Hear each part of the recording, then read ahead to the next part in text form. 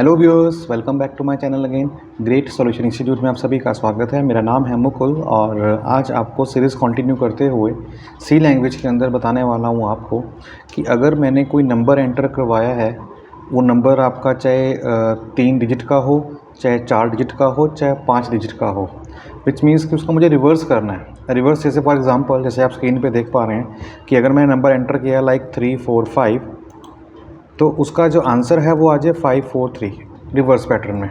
और अगर मैं कहता हूँ क्या कि लाइक 14,590, तो क्या आ जाए 09541, विच जो भी नंबर होगा ना उसका वो रिवर्स कर दे। तो ये कैसे होगा, ये आज हम सीखने वाले इस वीडियो के अंदर। शुरू करने से पहले कहना चाहूँगा कि जो कोई लर्नर, जो कोई व्यूअर चैनल पर पहली बार आया है, उसको अच्छी लगी वीडियो तो प्लीज़ वीडियो को लाइक कर दें और चैनल को सब्सक्राइब भी कर लें। और हाँ, बेल आइकन पर प्रेस तो जरूर कर लें ताकि जब भी कोई ऐसी वीडियो आए जो आपको लगे इन्फॉर्मेटिव है किसी भी टॉपिक के ऊपर, उसकी नॉलेज आप तक पहुंच सके। चलिए स्टार्ट करते हैं आज की वीडियो बिना देर किए। जैसे कि मैंने यहाँ पे कंपाइलर खोल लिया है ऑनलाइन। हालांकि जो मेरी पहले वाली सारी वीडियोस थी वो थी मेरी वीसी कोड के ऊपर, लेकिन वीडियो मेरी 4-5 दिन से नहीं आ रही क्योंकि मेरा लैपटॉप क्रैश हो गया था। तो उसकी विंडोज़ दोबारा से हुई है और अभी उसके अंदर सॉफ्टवेयर अपडेट नहीं हुआ VS स्टूडियो, तो अभी मैं उसको कर लूँगा कल संडे को। लेकिन इन द मीन टाइम क्योंकि बहुत ज़्यादा गैप पड़ गया था, सो सॉरी फॉर दिस। तो इसको मैं कंटिन्यू करते हुए आपको बता रहा हूँ ऑनलाइन कंपाइलर के ऊपर। सबसे पहले हम क्या करेंगे, लाइब्रेरी को ऐड करेंगे जैसे आपको पता ही है। इन केस अगर आपको इसके बारे में कोई डाउट हो तो जो मेरी पिछली वीडियोस हैं उसमें जाके आप चेक कर सकते हैं, कमेंट बॉक्स में मुझे कमेंट कर सकते हैं। I will definitely help you in any regard. ये लिया ना लाइब्रेरी मैंने। उसके बाद मैंने लगाया main function means compiler function, block start, block बंद एंड रिटर्न 0। ठीक है, अभी मेरा हो गया प्रोग्राम का स्ट्रक्चर तैयार। अब मुझे करनी है कोडिंग। तो सबसे पहले मुझे क्या करना होगा, मुझे उस नंबर को एंटर करवाना होगा जिसको मुझे रिवर्स करना है। ठीक है, तो वो number which means numeric value है, तो उसके लिए डाटा टाइप आएगी आपके इंट INT। तो मैंने यहाँ पे लिया n और आगे सेमीकोलन क्योंकि स्टेटमेंट है और रूल क्या कहता है, every statement must be terminate with the colon sign. तो मैंने इसको लगा दिया कॉलन साइन आगे और बंद कर दिया। अब मैं यहाँ पे प्रिंट करता हूँ मैसेज यूज़र के लिए कि यूज़र को करना क्या है। तो मैंने लिखा enter any number, that's it. उसके बाद मुझे स्कैन करवाना है। स्कैन एफ फंक्शन किस लिए होता है, नंबर को इनपुट करवाने के लिए यूज़र से। तो मैंने यहाँ पे स्कैन एफ लगाया, आगे लगाया %d और यहाँ पे लिया एड्रेस ऑफ n। तो इसका मतलब क्या है, मेरी वैल्यू n में स्कैन हो गई। तो अब मेरी वैल्यू n में तो आ गई। अब मुझे करना क्या होगा, मुझे करना है क्या कि उसको रिवर्स करना है। अब मुझे ये तो नहीं पता कि उसके अंदर कितने डिजिट्स हैं, 2 हैं, 3 हैं, 4 हैं या 5 है। तो मैं यहाँ पे इसको करूँगा लूप के अंदर। तो लूप आपके 3 तरह के मैंने बताया था आपको लास्ट क्लास के अंदर, for loop, while loop, do while loop. आप तीनों में से कोई भी यूज़ कर सकते हो। तो मैं अपने हिसाब से यहाँ पे यूज़ कर लेता हूँ वाइल। तो मैंने यहाँ पे वाइल लगाया, यहाँ पे curly bracket start and curly bracket बंद। तो यहाँ पे कंडीशन आएगी क्या कि पहले चेक करें क्या n की वैल्यू ग्रेटर देन 0 है, क्योंकि n क्या है हमारा, n हमारा है ये जो हमने इनपुट करवाया।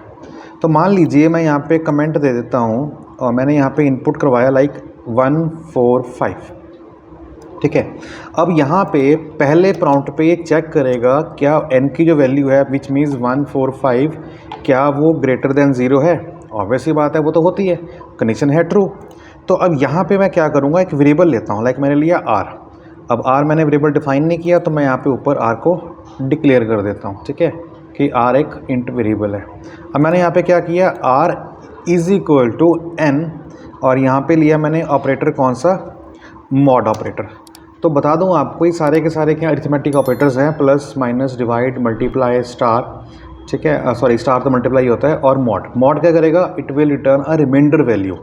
तो अब क्या है बेसिकली यहाँ पे मैं कमेंट देता हूँ कि अगर r का मतलब यहाँ पे क्या है कि n मॉड्यूल 10, तो n की वैल्यू यहाँ पे क्या है 145 है। तो 145 को जब मैं 10 से डिवाइड करूँगा तो विच मीन्स ये शो करेगा रिमाइंडर।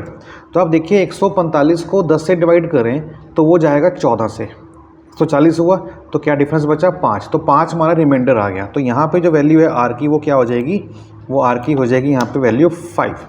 तो अब r की वैल्यू 5 अगर हो गई है तो मैंने यहाँ पे उसको प्रिंट करवा दिया %d और मैंने यहाँ पे r को प्रिंट करवा दिया। तो जैसे ही मैंने r को प्रिंट करवाया तो अब यहाँ पे क्या हो गया, 5 प्रिंट हो गया। तो देखो अगर मेरी वैल्यू थी n की 145 तो पहले यहाँ पे प्रिंट हो गया 5।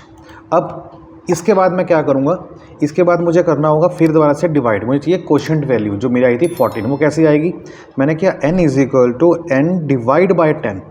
इसका मतलब क्या है कि अगर n की वैल्यू, कमेंट देता हूँ यहाँ पे, n की वैल्यू 145 है, उसको अगर मैं 10 से डिवाइड करूँगा तो वो क्या शो करेगा, वो शो करेगा क्वोशंट, विच मीन्स जिससे वो डिवाइड होगा वो होगा 14 से। तो n की वैल्यू यहाँ पे क्या होगी, 14 होगी। अब जब लूप यहाँ से दोबारा ऊपर जाएगा तो n की वैल्यू यहाँ पे मैं लगा लेता हूँ सिंबल, ये सेकंड अटेम्प्ट के अंदर जो n की वैल्यू हो जाएगी वो हो जाएगी 14। तो वो चेक कर रहा है क्या 14 0 से बड़ा है, 14 0 से बड़ा है, कंडीशन ट्रू है, तो ये इस लूप के अंदर आ जाएगा। तो यहाँ पे सेकंड फेज आ गया। सेकंड फेज में क्या करेगा, n मॉड्यूल 10 विच मीन्स 14 को हम जब 10 से डिवाइड करेंगे तो हमारा आंसर क्या आएगा 4, क्योंकि 14 को 10 से डिवाइड किया तो 10 1 10, तो क्या बचा 4, तो यहाँ पे 4 आ गया। अब 4 यहाँ पे फिर r की वैल्यू 4 है तो मैंने यहाँ पे r को प्रिंट करवा दिया, विच मीन्स यहाँ पे 4 प्रिंट हो गया। और उसके बाद यहाँ पे क्या किया, अगेन सेकंड फेज जो क्या कह रहा है कि 145 था पहले, अभी क्या था 14 वैल्यू थी इसकी n की, ठीक है, ये रही 14। तो 14 को जब हम 10 से डिवाइड करेंगे तो वो 10 1 10, ठीक है, तो आंसर कितना आया, यहाँ पे 1 आ गया। अब लूप ऊपर चला गया दोबारा से। अब n की वैल्यू यहाँ पे क्या हो गई, अब n की वैल्यू यहाँ पे हो गई अगेन 1, तो क्या 1 0 से बड़ा है, बिल्कुल है। तो यहाँ पे क्या किया, तीसरे केस में जब थर्ड अटैम्प्ट चलेगा तो 1 मॉड्यूल 10, तो 1 मॉड्यूल 10 करेंगे तो आंसर 1 ही आता है, ठीक है, तो 1 ही आता है। तो यहाँ पे जब r की वैल्यू 1 आई तो यहाँ पे हो गया प्रिंट r की वैल्यू विच मीन्स 1। अब जब यहाँ पे n = n डिवाइड बाय 10 करेंगे तीसरे केस में, अब 1 मॉड्यूल 10, अब जब 1 मॉड्यूल 10 को करेंगे तो ये वैल्यू फ्रैक्शन में आ जाएगी, ठीक है, और फ्रैक्शन वैल्यू जो है ये इससे 0 से बड़ी नहीं होगी। अब जब बड़ी नहीं होगी तो फिर इसमें जाएगा नहीं, विच मीन्स ये लूप हमारा ख़त्म हो गया और यहाँ से बाहर आया और काम ख़त्म। अब इसको हम चेक करते हैं रन करके। मैंने दिया यहाँ पे 153 एंटर किया तो आंसर क्या है 351। ये तो था मेरा नंबर 3 डिजिट का। अगर मैं 2 देता हूँ तो लाइक 45, तो कितना आया 54, और अगर मैं देता हूँ 1 डिजिट का 6 तो आंसर 6 ही आएगा। लेकिन अगर मैं 4 का दूँ तो लाइक 6 5 7 8, तो देखिए 8 7 5 6, 8 पहले फिर 7 फिर 5 फिर 6 फिर 8 7 5 6। अगर मैं देता हूँ 5 का तो 1 2 3 4 5, तो आप देखिए 1 2 3 4 5, अरे मैंने एंटर करना था 1 2 3 4 5 एंटर, देखिए 5 4 3 2 1। और अगर मैं देता हूँ 6 नंबर का मीन्स 6 डिजिट का, तो आप देखिए एंटर, तो वो भी कर देगा, पहले 7 फिर 6 फिर 5 फिर 4 फिर 2 और फिर 3। तो इस प्रोग्राम के अंदर मैंने आपको क्या बताया यूजिंग लूप कि how to find the reverse of the given number.